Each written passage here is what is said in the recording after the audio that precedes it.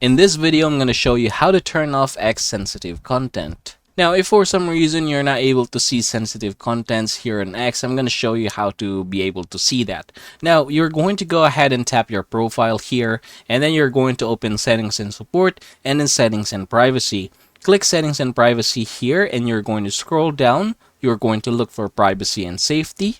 Here in the privacy and safety, you should be able to see here content you see. Go ahead and click that one. And then we're going to change two things here. First is the sensitive media. Go ahead and click that one. And yeah, as you can see here, we have different categories here like graphic violence, adult content, and others. Now, if you want to be able to see these, you can just go ahead and tap each one of them and then choose show all.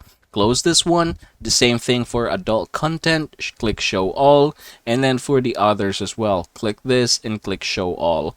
Now, after doing so, as you can see, everything has been shown all. You can just close this one and click the search settings. Here it says hide sensitive content. It's currently turned on as well. You can just go ahead and toggle this off just like so, and everything should be fine. So from this point forward, you should be able to see all of those sensitive contents here on X.